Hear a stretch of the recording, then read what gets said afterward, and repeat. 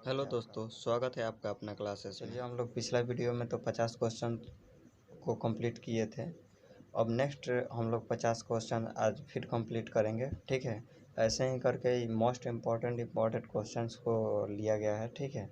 इसको हम लोग क्लियर कर लेंगे, जो प्रैक्टिस सेट के माध्यम से इसको क्लियर कर लेंगे तो आपका बहुत सारे क्वेश्चंस मतलब इससे क्लियर हो जाएगा, ठीक है। कि कौन सा, जैसे मान लीजिए ये 50वां अनुच्छेद है कि पूछ रहा है नागरिक संहिता से संबंधित। तो नागरिक संहिता के बारे में आप जानिएगा तब ना कि नागरिक संहिता से संबंधित कौन सा, जैसे सिविल सामान्य नागरिक संहिता ये कौन सा अनुच्छेद में है, तो ये आपका 44 में है, ठीक है। तो ऐसे आप जानिएगा तभी जाके आपका सही होगा, ठीक है। तो चलिए आज फिर हम लोग 50 क्वेश्चन कंप्लीट करते हैं। तो 51वां क्वेश्चन से स्टार्ट करते हैं। भारतीय संविधान का कौन सा अनुच्छेद सभी नागरिकों के लिए एक समान न्याय और मुक्त कानूनी सहायता को प्रोत्साहित करता है? तो मतलब भारतीय संविधान का कौन सा अनुच्छेद सभी नागरिकों के लिए समान न्याय और मुक्त कानूनी सहायता को प्रोत्साहन करती है? तो ये आपका ऑप्शन इसका सी राइट आंसर होगा, ठीक है। तो इसका आंसर सी होगा, ये याद रखिएगा। अनुच्छेद 39 के ए में दिया गया है, ठीक है। फिर नेक्स्ट क्वेश्चन की तरफ बढ़ते हैं। भारत के संविधान का कौन सा अनुच्छेद भारत में एक नए राज्य के गठन के लिए दिया गया है? तो ये भारत में एक नए राज्य का, जैसे कि कोई भी मतलब कि राज्य का नया निर्माण करना मतलब निर्माण की आवश्यकता होती है, तो वहाँ पे ज़्यादा जनसंख्या हो या ज़्यादा क्षेत्र हो जाता है, तो इसके लिए नया राज्य का निर्माण करना पड़ता है, ठीक है। तो ये कौन सा अनुच्छेद में है? तो ये आपका अनुच्छेद 3 में है, ठीक है। इसको याद रखिएगा कि अनुच्छेद 3 में है राज्य का पुनर्गठन करना। तो ऑप्शन बी इसका राइट आंसर होगा। आप खुद से पहले चेक कीजिएगा कि मेरा कितना सही हो रहा है, ठीक है। उसके बाद मतलब ये आंसर मिलाइएगा, तो ऐसे आपका स्कोरिंग पता चलेगा कि हाँ हम इतना जानते हैं या नहीं जानते हैं, ये भी क्लियर हो जाएगा आपका, ठीक है। तो ऐसे याद भी होता है, ऐसे करके कंप्लीट करते हैं। तो फिर नेक्स्ट क्वेश्चन की तरफ बढ़ते हैं। भारतीय संविधान का कौन सा अनुच्छेद धर्म, वंश, जाति, लिंग, जन्म स्थान के आधार पर भेदभाव पर रोक लगाता है? मतलब कि ये कौन सा अनुच्छेद है जो कि जाति पे भेदभाव, चाहे धर्म के आधार पर भेदभाव किया जाता है, इस पे रोक लगाता है कि आप भेदभाव नहीं कर सकते हैं किसी के साथ, ठीक है। तो ये आपका अनुच्छेद 15 में दिया गया है कि आप किसी से भेदभाव नहीं कर सकते हैं। तो ऑप्शन डी इसका राइट आंसर होगा, ठीक। फिर नेक्स्ट क्वेश्चन की तरफ बढ़ते हैं। संविधान का कौन सा अनुच्छेद भारत के नियंत्रक और महालेखा परीक्षक के कर्तव्यों को निर्धारित करता है? तो ये अनुच्छेद 149 है, जो कि भारत के नियंत्रक और महालेखा परीक्षक के कर्तव्य को निर्धारित करता है, ठीक है। तो ऑप्शन डी इसका राइट आंसर होगा। फिर नेक्स्ट क्वेश्चन की तरफ बढ़ते हैं। भारत के संविधान का कौन सा उपबंध यह व्यवस्था देता है कि भारत के राष्ट्रपति अपने पद को की शक्तियों के प्रयोग के लिए भारत के किसी भी न्यायालय के प्रति जवाबदेह नहीं होंगे? मतलब वो किसी के भी न्यायालय के प्रति जवाबदेह नहीं होंगे, ठीक है। तो ये ऑप्शन सी इसका राइट आंसर होगा। अनुच्छेद 361 के तहत ये होता है, ठीक है। तो इसको याद रखिएगा। फिर नेक्स्ट क्वेश्चन की तरफ बढ़ते हैं। भारत के संविधान के लिए अनुच्छेद मतलब कितने अनुच्छेद के तहत राष्ट्रपति द्वारा एंग्लो इंडियन समुदाय के सदस्यों को लोकसभा में नामित किया जा सकता है? मतलब कि एंग्लो इंडियन के सदस्यों को लोकसभा में नामित किया जा सकता है, तो यह अनुच्छेद आपका 331 के तहत किया जाता है, ठीक है। तो ऑप्शन डी इसका राइट आंसर होगा। फिर नेक्स्ट क्वेश्चन की तरफ बढ़ते हैं। किस अनुच्छेद में यह प्रावधान किया गया है कि संघ की राज्य भाषा हिंदी तथा लिपि देवनागरी होगा? तो मतलब किस संविधान में ये दिया गया है कि प्रावधान किया गया है कि संघ की राज्य भाषा हिंदी तथा लिपि देवनागरी होगा? तो ये अनुच्छेद 343 में दिया गया है, ठीक है। तो इसको याद रखिएगा, अनुच्छेद 343, ऑप्शन बी इसका राइट आंसर होगा। फिर नेक्स्ट क्वेश्चन की तरफ बढ़ते हैं। भारत में बाहरी आक्रमण अथवा सशस्त्र विद्रोह के कारण भारत के राष्ट्रपति द्वारा राष्ट्रीय आपातकाल की घोषणा किसके अंतर्गत की जाती है? तो देखिए, राष्ट्रीय आपातकाल की घटना जो होती है ना, वो अनुच्छेद 352 के तहत की जाती है। ठीक है, 352 के तहत राष्ट्रीय आपातकाल लगाया जाता है, तो इसको याद रखिएगा। देश में कभी भी राष्ट्रीय आपातकाल लगाना हो तो अनुच्छेद 52 का उपयोग करके तब राष्ट्रीय आपातकाल लगाया जाता है। फिर नेक्स्ट क्वेश्चन की तरफ बढ़ते हैं। भारतीय संविधान का कौन सा अनुच्छेद राज्यों में संवैधानिक तंत्र के असफल होने की स्थिति में राष्ट्रपति शासन का प्रावधान करता है? तो ये अनुच्छेद 356 जो है, जो राष्ट्रपति के शासन का प्रावधान करता है। ठीक है, तो ऑप्शन ए इसका राइट आंसर होगा। फिर नेक्स्ट क्वेश्चन की तरफ बढ़ते हैं।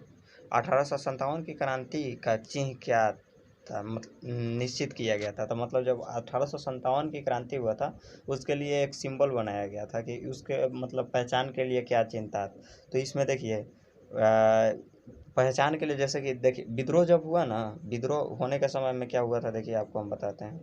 विद्रोह जब हुआ तो उस टाइम में सब सिपाही लोग एकजुट हुए, और एकजुट होके उसके बाद एक चिन्ह बनाए। ठीक है, चिन्ह बना के उसके बाद बताया कि हम लोग एक साथ जब भी मिलेंगे तो इसमें अपना पहचान दिखाना है कि हम भी आपके तरफ से हैं। तो जो लोग एक साथ से, मतलब सिपाही लोग के तरफ से जो लोग थे, जो अंग्रेज को छोड़ के, ठीक है, उन लोग को छोड़ के और सिपाही लोग एक तरफ से थे, तो ऐसे पहचान करने के लिए एक सिंबल डाला गया था। ठीक है, तो उसी को पूछ रहा है कि 1857 के समय क्रांति का एथी क्या था। तो ये कमल और चपाती इसका एथी दिया गया था। ठीक है,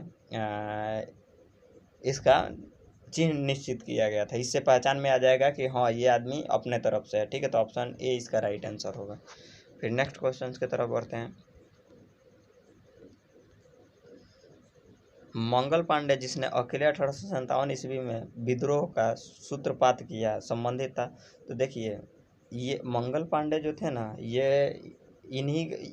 ऐसा व्यक्ति थे जो कि सेना में भर्ती थे। ठीक है, इसको याद रखिए ऐसे कि ये सेना में भर्ती थे। उसके बाद क्या हुआ कि एक नया एथी हुआ, जैसे कि बंदूक एक लॉन्च किया गया नया, जिसमें एनफील्ड राइफल उसका नाम था। ठीक है, नाम भी कभी कभी पूछ देता है, तो इसका नाम याद रखिएगा, एनफील्ड राइफल। एनफील्ड राइफल याद रखिएगा, हम आपको बता देते हैं, लिख देते हैं।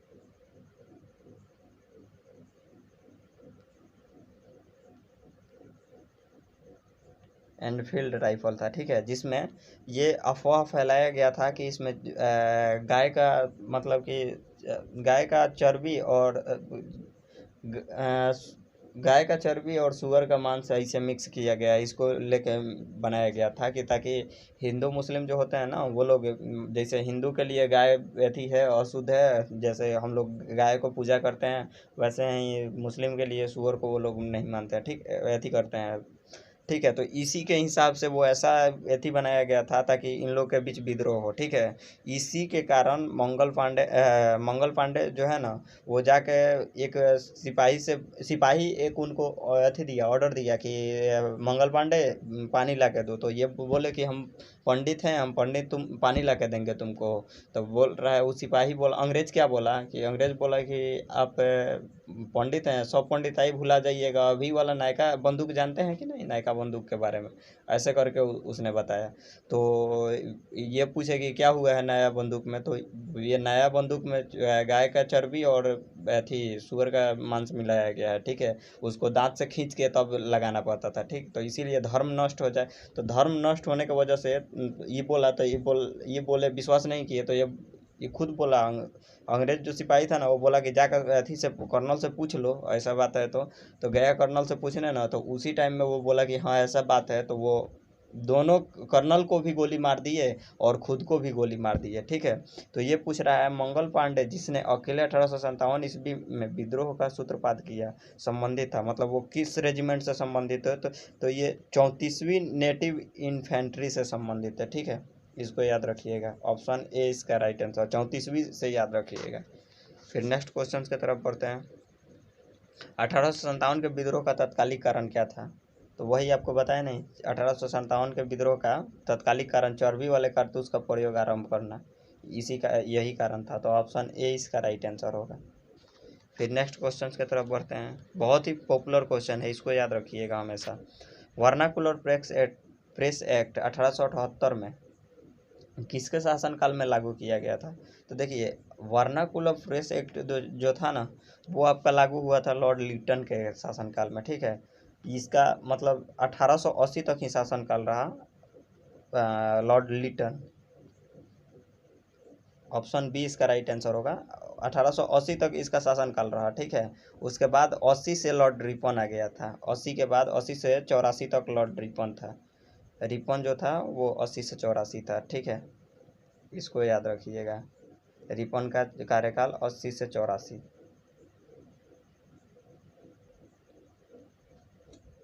इतना याद रखिएगा, ठीक है। फिर नेक्स्ट क्वेश्चन के तरफ बढ़ते हैं। 1882 ईस्वी में किसने वर्नाकुलर प्रेस एक्ट को समाप्त कर दिया? तो वर्नाकुलर प्रेस एक्ट, देखिए आपको हम बताए कि इसका शासनकाल 1880 से किसका बताया, तो लॉर्ड रिपन का बताया, ठीक है। 1880 से 84 तक, तो 84 तक जब है तो यहाँ पे 82 पूछ रहा है, तो 82 में किसका, लॉर्ड रिपन होगा, तो ऑप्शन ए इसका राइट आंसर होगा, ठीक है। फिर नेक्स्ट क्वेश्चन की तरफ बढ़ते हैं। भारत का प्रथम गवर्नर जनरल एवं वायसराय कौन था? तो भारत का प्रथम गवर्नर जनरल पूछेगा ना, तो वो देखिए, ये लॉर्ड कैनिंग जो था वो भारत का प्रथम गवर्नर जनरल था, ठीक है। ये कब बना था? तो इसको याद रखिएगा, 1857 में। 1857 से ये बना था, ठीक है। जब 1857 की क्रांति, सॉरी 1858 होगा, क्या कि 1857 में क्रांति हुआ था, ठीक है। वो क्रांति के बाद से ये लॉर्ड कैनिंग जो था वो भारत का गवर्नर जनरल बना था, प्रथम गवर्नर जनरल। इसको याद रखिएगा।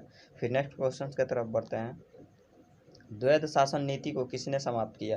तो द्वैध शासन नीति को ना वारेन हेस्टिंग्स ने समाप्त किया था, वारेन हेस्टिंग्स। ऑप्शन डी इसका राइट आंसर होगा।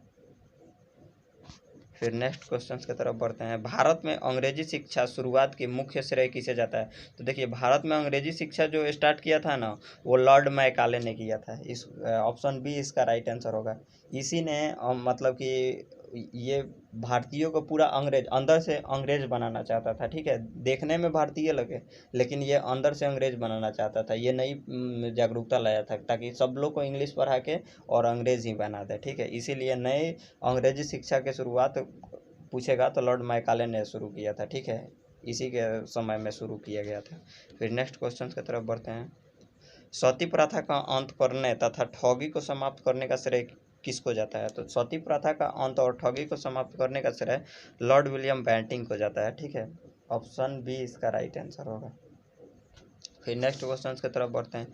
किसके शासनकाल में ब्लैक होल दुर्घटना घटी? तो देखिए, ब्लैक होल दुर्घटना जो घटा था ना, वो सिराजुद्दौला के शासनकाल में घटा था। ये ब्लैक होल दुर्घटना जानते हैं क्या था? ये ब्लैक होल दुर्घटना एक ही रूम में मतलब मार के और 40 40 लोग से प्लस लोगों को मार के एक ही रूम में फेंक दिए थे, ठीक है, अंग्रेज को। इसी के वजह से इसका ब्लैक होल घटना नाम पड़ा था, ठीक है। इसको ऐसे याद रख सकते हैं। फिर नेक्स्ट क्वेश्चन की तरफ बढ़ते हैं। भारत के किस गवर्नर जनरल के समय में सिंध का विलय मतलब 1843 में अंग्रेज राज्य में किया गया? तो सिंध का विलय अंग्रेज राज्य में किया गया, तो इसका राइट आंसर होगा ऑप्शन ए, लॉर्ड एलन बोरो के समय में हुआ था, ठीक है। लॉर्ड एलन बोरो के समय में देखिए, कब से 1843 है ना, तो 1839 से एलन बोरो का शासनकाल रहा था, ठीक है। तो ऑप्शन ए इसका राइट आंसर होगा। फिर नेक्स्ट क्वेश्चन की तरफ बढ़ते हैं। सहायक सहायक संधि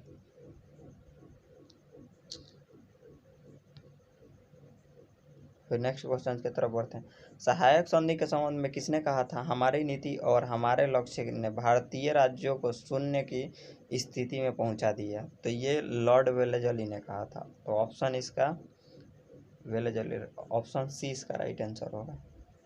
फिर नेक्स्ट क्वेश्चन की तरफ बढ़ते हैं। किस वायसराय के कार्यकाल में चौरी चौरा हत्याकांड की घटना घटी थी?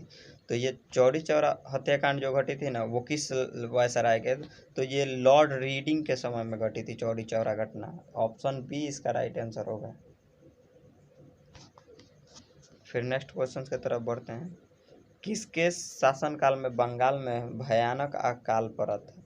तो मतलब किसके शासनकाल में बंगाल में भयानक अकाल पड़ा था, मतलब भूखमरी सबसे ज़्यादा हुआ था, तो वो हुआ था लॉर्ड नॉर्थ ब्रुक के शासनकाल में सबसे ज़्यादा भूखमरी और अकाल आया था। ठीक है, इसको याद रखिएगा। ऑप्शन सी इसका राइट आंसर। फिर नेक्स्ट क्वेश्चन की तरफ बढ़ते हैं। बॉक्सर के युद्ध 1764 में अंग्रेजी सेना का नेतृत्व करने वाला कौन था? तो बॉक्सर के युद्ध में अंग्रेजी सेना का नेतृत्व हेक्टर मुनरो ने किया था। ठीक है, तो ऑप्शन सी इसका राइट आंसर होगा, हेक्टर मुनरो ने किया था। फिर नेक्स्ट क्वेश्चन की तरफ बढ़ते हैं। क्लाइव को बंगाल का गवर्नर बनाया गया, ये कब बनाया गया था? तो ये 1757 ईस्वी में बंगाल का गवर्नर बनाया गया था लॉर्ड क्लाइव को। ऑप्शन बी इसका राइट आंसर होगा। फिर नेक्स्ट क्वेश्चन की तरफ बढ़ते हैं। प्रशासनिक अर्थव्यवस्था कुशासन के आधार पर डलहौजी ने किस राज्य को ब्रिटिश साम्राज्य में मिला लिया? तो ये अवध राज्य को ना ब्रिटिश साम्राज्य में मिला लिया था कुशासन के आधार पर। ठीक है, हड़पनीति इसी को कहा जाता है। हड़पनीति का श्रेय किसको जाता है? तो डलहौजी को, यही हड़पनीति का थी अपनाया था। फिर नेक्स्ट क्वेश्चन की तरफ बढ़ते हैं। निम्नलिखित में से ब्रिटिश सरकार का वह गवर्नर जनरल कौन था जिसने भारत में डाक टिकट शुरू किए थे? तो भारत में डाक टिकट शुरू करने का श्रेय लॉर्ड डलहौजी को जाता है। ठीक है, लॉर्ड डलहौजी, ऑप्शन ए इसका राइट आंसर होगा। डलहौजी का शासनकाल 1853 तक रहा था। तिरपन या 55 तक, हम कंफर्म नहीं है, थोड़ा सा कन्फ्यूजन है। 1853, थोड़ा सा देख लीजिएगा आप, 1853 या 55 तक रहा था। ठीक है, फिर नेक्स्ट क्वेश्चन की तरफ बढ़ते हैं। सती प्रथा का अंत करने तथा ठगी को समाप्त करने का श्रेय किसको जाता है? तो सती प्रथा को अंत और ठगी प्रथा को समाप्त करने का श्रेय लॉर्ड विलियम बेंटिंग को जाता है। ठीक है, तो ऑप्शन बी इसका राइट आंसर होगा। फिर next question. East India company के नेतृत्व में रॉबर्ट क्लाइव का उत्तराधिकारी निम्नलिखित में से कौन था? तो रॉबर्ट क्लाइव का उत्तराधिकारी जो था वो हेस्टिंगस था। ठीक है, तो ऑप्शन सी इसका राइट आंसर होगा, हेस्टिंगस। फिर नेक्स्ट क्वेश्चन की तरफ बढ़ते हैं। सुरक्षा प्रकोष्ठ नीति संबंधित है, तो सुरक्षा प्रकोष्ठ नीति जो है वो वारेन हेस्टिंगस से संबंधित है। ऑप्शन ए इसका राइट आंसर होगा।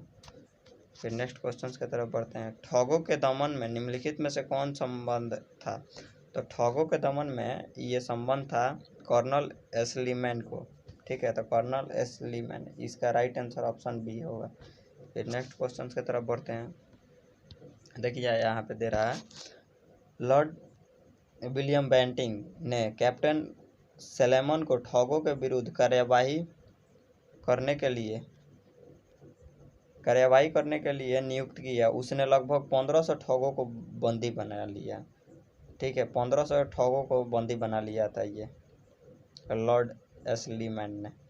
फिर नेक्स्ट क्वेश्चन की तरफ बढ़ते हैं। भारत में सहायक संधि का जन्मदाता या आविष्कारक किसको कहा जाता है? तो भारत में सहायक संधि का जन्मदाता डुप्ले को कहा जाता है। तो ऑप्शन ए इसका राइट आंसर होगा। फिर नेक्स्ट क्वेश्चन की तरफ बढ़ते हैं। देखिए यहाँ पे नोट में दिया हुआ है, सहायक संधि का जन्मदाता या सहायक संधि का जनक लॉर्ड वेलेजली को कहा जाता है, अपितु लॉर्ड वेलेजली सहायक संधि का सर्वप्रथम प्रयोग करने वाला व्यक्ति नहीं था। सहायक संधि का सर्वप्रथम प्रयोग फ्रांसीसी डुप्ले द्वारा किया गया था। तो देखिए सबसे पहले डुप्ले द्वारा किया गया था, उसके बाद किया गया था सहायक संधि का वेलेजली के, लॉर्ड वेलेजली के समय में किया गया था। ठीक है, तो वेलेजली का श्रेय जाता है। ठीक है, लेकिन वास्तविक पूछेगा कि वास्तविक किसने किया था, तो ये डुप्ले ने किया था वास्तविक में। ठीक है, सबसे पहला अगर पूछ दे या वास्तविक पूछ दे तो डुप्ले ने किया था, लेकिन श्रेय ज़्यादातर जाता है वेलेजली को। अब देखिए ऑप्शन में जो रहेगा डुप्ले नहीं, देखिए कोई एक रहेगा, या तो डुप्ले रहेगा या नहीं तो वेलेजली रहेगा। तो इसमें आपको देख लेना है कौन सा है, उसके हिसाब से आपको टिक आउट करना है। फिर नेक्स्ट क्वेश्चन की तरफ बढ़ते हैं। गोद प्रथा पर प्रतिबंध लगाने वाला गवर्नर जनरल कौन था? तो गोद प्रथा पर प्रतिबंध लगाया था लॉर्ड डलहौजी ने। तो ऑप्शन बी इसका राइट आंसर होगा। फिर नेक्स्ट क्वेश्चन की तरफ बढ़ते हैं। किसके द्वारा बंगाल और बिहार का अस्थायी बंदोबस्त शुरू किया गया? तो अस्थायी बंदोबस्त का शुरुआत किया था लॉर्ड कर्नवालिस ने। ठीक है, तो ऑप्शन इसका डी राइट आंसर होगा। फिर नेक्स्ट क्वेश्चन की तरफ बढ़ते हैं। ब्रिटिश सरकार ने भारत में अस्थाई बंदोबस्त कब लागू किया? तो ब्रिटिश सरकार जो था वो भारत में अस्थाई बंदोबस्त 1793 में लगाया था। ठीक है, तो ऑप्शन बी इसका राइट आंसर होगा। फिर नेक्स्ट क्वेश्चन की तरफ बढ़ते हैं। भारतीय प्रशासनिक सेवा किसके शासनकाल में प्रारंभ हुई? तो प्रशासनिक जो सेवा प्रारंभ हुआ था ना, लॉर्ड कॉर्नवालिस के शासनकाल में प्रारंभ हुआ था। तो ऑप्शन डी इसका राइट आंसर होगा। फिर नेक्स्ट क्वेश्चन की तरफ बढ़ते हैं। भारत में स्थानीय स्वशासन के जनक, तो स्थानीय स्वशासन के जनक लॉर्ड रिपन को माना जाता है। ठीक है, ऑप्शन सी इसका राइट आंसर होगा। फिर नेक्स्ट क्वेश्चन की तरफ बढ़ते हैं। विधवा पुनर्विवाह अधिनियम किसके शासनकाल में क्रियान्वित किया गया? तो विधवा पुनर्विवाह विवाह जो था ना, विधवाओं का पहले विवाह नहीं किया मतलब अशुद्ध माना जाता था। ठीक है, लेकिन फिर से विवाह करने का श्रेय लॉर्ड कैनिंग ने लाया। फिर से ये विधवा विवाह कर सकती थी, नहीं तो पहले सती प्रथा था। सती प्रथा का अंत कर दिया गया है। ठीक है, 1928 में किया गया राजा राम मोहन राय के द्वारा। ठीक है, सती प्रथा में देखिए क्या होता था, हम उस समय में महिलाओं को अगर उनके हस्बैंड डेथ कर जाते हैं तो महिलाओं को उनके साथ उन्हीं के मतलब साथ में जला दिया जाता था, वो जिंदा उनको जला दिया जाता था। या तो उनके पास दो गो ऑप्शन था, या तो भाग जाए कहीं वो लोग को बिना जाने, और नहीं तो सती प्रथा कौन था कि साथ में जलना ही जलना है, वो चाहे कुछ भी हो जाए।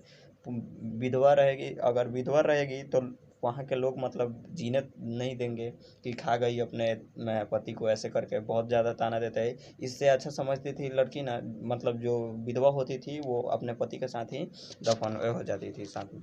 ठीक है, तो इसको याद रखिएगा। तो लॉर्ड कैनिंग ने किया था विधवा पुनर्विवाह अधिनियम के शासनकाल में क्रियान्वित।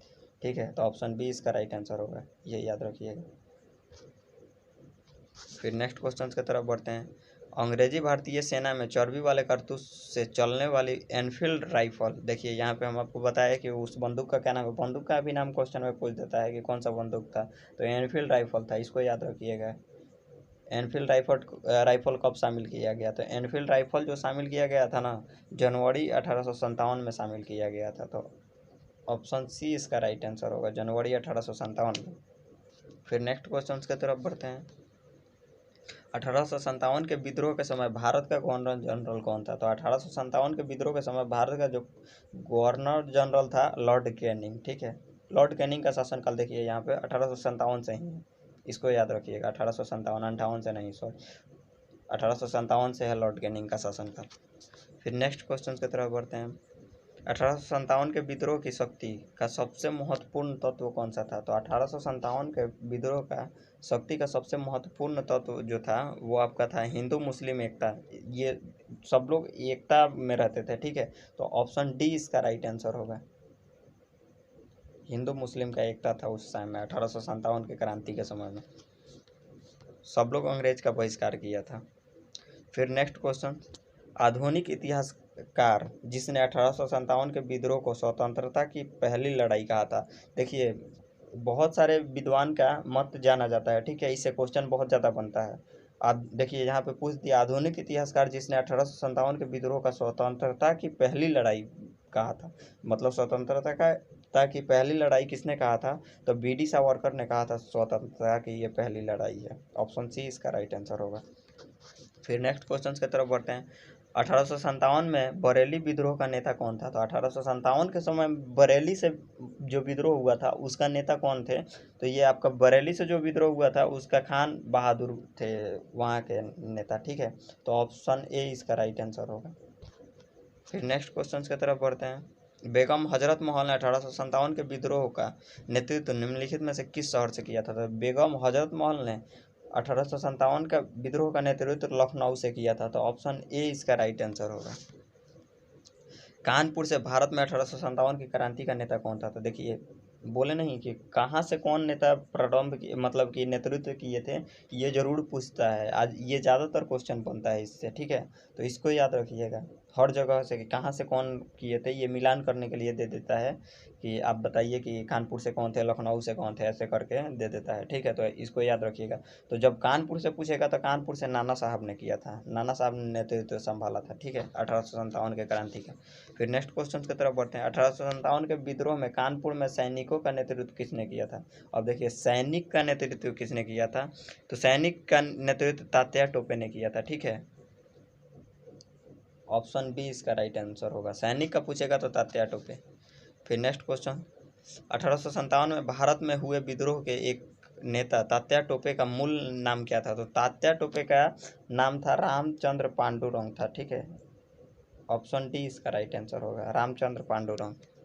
फिर नेक्स्ट क्वेश्चन की तरफ बढ़ते हैं, रानी लक्ष्मीबाई का मूल नाम क्या था? तो रानी लक्ष्मीबाई का मणिकर्णिका मूल नाम था, तो ऑप्शन ए इसका राइट आंसर होगा। फिर नेक्स्ट क्वेश्चन की तरफ बढ़ते हैं, भारतीय स्वतंत्रता आंदोलन का सरकारी इतिहासकार था, मतलब भारतीय स्वतंत्रता आंदोलन का सरकारी इतिहासकार कौन था? तो ये एसएन सेन थे, ठीक है, एसएन सेन। ऑप्शन डी इसका राइट आंसर होगा। फिर नेक्स्ट क्वेश्चन की तरफ बढ़ते हैं, मंगल पांडे कहाँ के विप्लव से जुड़े हैं? मंगल पांडे जो हैं वो कहाँ के विप्लव से जुड़े हैं, मतलब कि किस जगह से? तो वो बैरकपुर से जुड़े हुए थे, ठीक है। ऑप्शन ए इसका राइट आंसर होगा। तो चलिए आज हम लोग फिर 50 क्वेश्चन कंप्लीट कर लिए, ऐसे ही टोटल 1500 क्वेश्चन को कंप्लीट कर लेंगे, ठीक है। ये प्रैक्टिस सेट आप बना लीजिएगा तो हर एग्ज़ाम के लिए बहुत ही आपके लिए महत्वपूर्ण होगा। ये सब मतलब सेलेक्टेड क्वेश्चन है, ठीक है। प्रीवियस ईयर जितना भी पूछा हुआ क्वेश्चन है ये इसको डाला गया है, ठीक है। तो ये आप बना लेते हैं प्रैक्टिस सेट, तो आपके लिए हर एग्ज़ाम के लिए बहुत ही महत्वपूर्ण होगा, ठीक है। तो अभी तक हमारे चैनल को सब्सक्राइब नहीं किया तो सब्सक्राइब कर लीजिए और बेल आइकन भी दबा लीजिएगा ताकि आपके पास नोटिफिकेशन चला जाए हर वीडियो का, ठीक है। तो चलिए वीडियो को यहीं पे समाप्त करते हैं। Thank you.